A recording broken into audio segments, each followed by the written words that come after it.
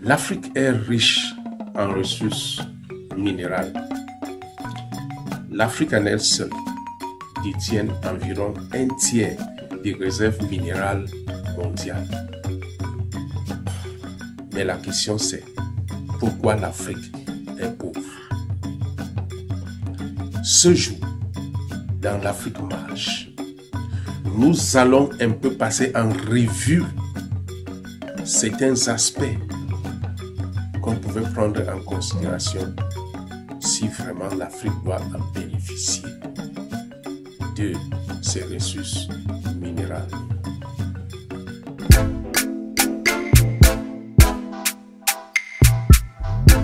Bonjour à tous et je vous accueille aujourd'hui dans cette édition de l'Afrique Marche. L'Afrique Marche, nous parlons business, nous parlons tout ce qui concerne l'Afrique, nous parlons aussi politique, nous faisons aussi des analyses, nous donnons des commentaires. L'Afrique Marche, c'est l'Afrique et rien que l'Afrique. Ce jour, nous allons regarder un peu les contrats minéraux, les contrats miniers en Afrique. Parce que nous tous, nous savons très bien que l'Afrique en elle seule détient plus d'un tiers des réserves minérales mondiales. Mais pourquoi l'Afrique continue à être pauvre? Nous n'avons pas de route, nous n'avons rien. Un aspect très important dans cela, que parfois nous négligeons, c'est les contrats miniers. Vous savez, l'Afrique n'ayant pas la capacité en elle seule de construire des structures pour extraire ces minéraux, passe souvent par les entreprises internationales qui, eux, ont de moyens pour investir, parce que vous savez aussi, c'est pas facile, pour investir dans un projet minier. Vous pouvez faire peut-être même 10 ans avant de commencer à récolter. Et en Afrique, on n'a pas les moyens, on n'a pas les capacités parfois de le faire. Et même nos hommes d'affaires, parfois ne sont pas capables de le faire eux-mêmes. Vous voyez que même Dangote, au Nigeria, a juste créé la raffinerie. Parce qu'il sait que la raffinerie, au moins dans un coup de temps, ça commence à produire de l'argent. Alors que si c'est un projet minier où il faut extraire ces minéraux, ce n'est pas parfois évident. C'est pour ça que nos gouvernements font souvent appel aux entreprises internationales. Vous vous souvenez de dernièrement en RDC où l'État avait lancé un appel d'offres pour les réserves. Malheureusement, l'appel n'a pas été concluant parce que nous-mêmes, nous n'avons pas de moyens. C'est d'abord le premier élément. Donc, qu'est-ce qui se passe quand l'État fait donc venir une entreprise? L'État négocie les contrats. Et c'est parfois dans ces contrats-là où il y a problème. Vous vous souvenez des problèmes que Ousmane Sonko a eu au Sénégal concernant les contrats miniers qui ont été faits et qu'il accusait Macky Sall d'avoir mal négocié les contrats. Mais la vraie base se résume souvent dans les codes miniers de nos pays. Et si vous regardez les codes miniers de nos pays, vous allez comprendre que ces codes miniers sont faits juste pour favoriser ces entreprises-là et pas nos gouvernements. C'est pour ça que vous pouvez voir par exemple au Niger, on peut exploiter l'uranium pendant des années. Et dans la zone d'Agadez, il n'y a pas de route. Parce qu'en vrai, les codes miniers n'ont pas pris en compte certaines réalités. Et c'est pourquoi dans cette édition de l'Afrique Marche, je vais féliciter le Burkina Faso, dirigé actuellement par ce monsieur, le capitaine Ibrahim Traoré. Le capitaine Ibrahim Traoré, malgré ces échecs en termes de liberté d'expression et en termes d'implémentation de démocratie, a pu réfléchir pour modifier le code minier du Burkina Faso. Si tu aimes ton pays, reste jusqu'à la fin, car tu comprendras ce qu'il faut faire pour faire avancer l'Afrique. Et si c'est ta première fois de tomber dans notre émission, abonne-toi et reste connecté car nous avons de belles choses à vous proposer.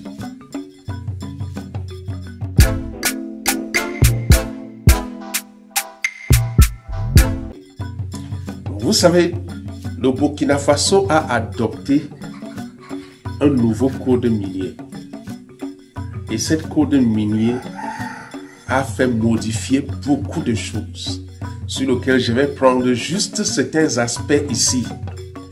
Et si vous avez le temps, vous pouvez aller en ligne,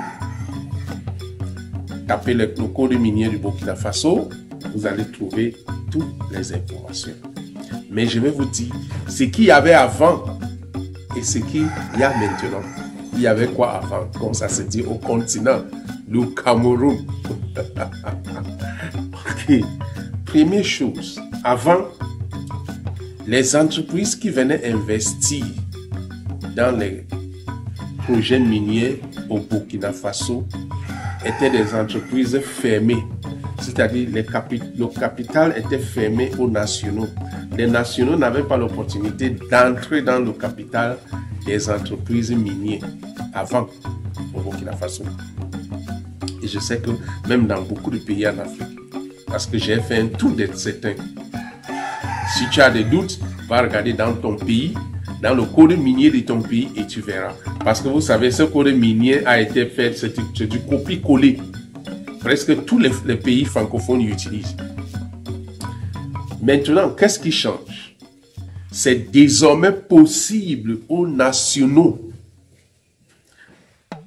d'entrer dans les capitaux des entreprises minières au Burkina Faso. Ça veut dire, si vous venez maintenant pour investir dans un projet minier au Burkina Faso, on vous dit d'office que vous devez ouvrir le capital. Ça veut dire que vous ne serez pas seul. Les nationaux peuvent aussi se souscrire. C'est une façon, je peux appeler ça une façon de nationaliser ces entreprises-là, mais en faisant venir des citoyens. Donc si tu es au Burkina Faso, sache que tu as l'opportunité désormais d'acheter les parts dans une entreprise minière. C'est possible, c'est faisable. Deuxième point. Une des choses, c'était les réserves d'or. Surtout, les réserves ne se faisaient pas au Burkina Faso. Alors, cette fois-ci, c'est faux. Les réserves peuvent se faire au Burkina Faso. Et vous savez, dernièrement, ils ont créé un réserve d'or. Parce que cette réserve d'or fait à ce que les nationaux peuvent aussi l'exploiter, peuvent aussi acheter sans toutefois passer par le marché international. Donc c'est possible. Un autre aspect majeur de ces codes miniers du Burkina Faso, c'est que avant, les services de contrôle des entreprises minières ne pouvaient pas venir entrer dans des entreprises comme ça. C'est-à-dire, parce que vous savez, étant donné que les contrats sont faits souvent à ce que les pays ont un part dans tout ce qui sort, dans tout ce que ces entreprises minières enlèvent sous nos terres. Par exemple, dans certains pays, c'est 10%, dans certains pays, c'est 5%. Mais sauf que l'État n'avait pas le pouvoir d'aller vérifier. C'est ces entreprises-là. Je me rappelle une fois, je me suis retrouvé dans une situation pareille, où j'ai demandé aux maires, mais qu'est-ce que vous avez pour justifier, pour confirmer, pour affirmer l'information qu'on vous donne? Et le maire m'a dit rien. S'ils nous disent c'est 20 kilos, on prend 20 kilos. Ce qui a changé aujourd'hui au Burkina Faso, c'est que les services de contrôle du ministère des Mines deviennent comme la police. Ça veut dire qu'ils peuvent entrer là à tout moment. Avant, ce qui se passait, c'est que si vous voulez aller peut-être dans une entreprise minière, c'est que vous allez écrire et on peut vous dire non, vous ne pouvez pas venir, on vous cache les choses. Aujourd'hui, c'est libre. Donc, les services peuvent entrer n'importe comment et contrôler, ce qui protège un peu les informations. Si aujourd'hui, on dit on a extrait 20 kilos d'or au Burkina Faso, le Burkina Faso a le pouvoir de contrôler. Parce que les agents de contrôle peuvent entrer là n'importe quel moment pour vérifier si, avant ce n'était pas le cas. Et si vous avez déjà visité l'une de ces sites miniers, vous allez voir que la sécurité là était de taille. Parce qu'il n'avait pas des informations. Et même dans vos pays aussi, c'est la même chose. Surtout en Afrique, ce qui se passe. Donc nos États ne connaissent rien. On les dit seulement qu'on a eu 20 kilos, on a eu 100 kilos, on a eu 2 barils de brut, on a eu 20 barils de brut. Et ils n'ont même pas un service de contrôle. Et même quand ça existe, même ce service même est corrompu. Parce que très souvent, avant de dire des choses, il faut qu'on soit clair dans notre réalité. C'est les gens qui sont payés. On a vu par exemple dernièrement au Niger, on a vu que les Nigériens eux-mêmes étaient complices de l'entreprise Areva. Donc aujourd'hui, les agents de contrôle ont le pouvoir judiciaire comme des officiers de police. Ils peuvent entrer à tout moment pour effectuer des contrôles et des vérifications. Mais un autre aspect majeur dans ce code minier, c'est que avant, l'État était payé par agent. C'est-à-dire, on payait l'État qu'avec l'argent, mais pas avec le produit. Maintenant, ça a changé. On paye l'État avec le produit. C'est-à-dire, si ils ont sorti peut-être 10 barils de brut, ok, et que le Burkina Faso devait avoir 1%, le Burkina Faso aura un baril. Avant, on ne donnait que l'argent. S'ils sont sortis maintenant peut-être 20 kilos d'or et que le Burkina Faso devait avoir peut-être 20%, donc on va donner au Burkina Faso 20 kilos d'or et c'est le Burkina Faso qui peut décider maintenant de vendre à son prix. Ce qui se passait avant, c'est que on prenait ces entreprises-là, prenaient ces produits et quand ils prennent ces produits, qu'est-ce qu'ils font? Ils vont aller peut-être vendre, par exemple, je m'exprime ici, s'ils prennent peut-être 1 kilo et qu'ils vendent à 10 000, ils peuvent dire à l'État que non, le marché n'était pas bien, on a vendu à 8 000, on a vendu à 7 000. Et c'est ces 7 000 qu'ils vont donner à l'État.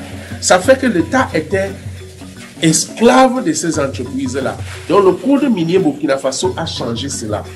Un autre aspect, ça concernait l'exonération. Pour l'exonération, ces entreprises-là avaient tellement, les entreprises minières, certaines ne payent pas les impôts. Parce qu'en Afrique, les entreprises, les gouvernements disent qu'ils utilisent ça pour les inciter à venir investir. Alors que ce n'est pas bien. Aujourd'hui, au Burkina Faso, ce n'est plus le cas. Et je sais que dans la plupart des pays africains, ces entreprises-là ne payent pas les impôts. Allez vérifier et vous verrez. Donc, il y a beaucoup de choses qui ont changé. Pour le temps, je ne peux pas tout prendre ici. Mais c'est pour dire, l'Afrique ne bénéficiera jamais de ces minéraux tant que les codes miniers et les contrats miniers ne sont pas révisités.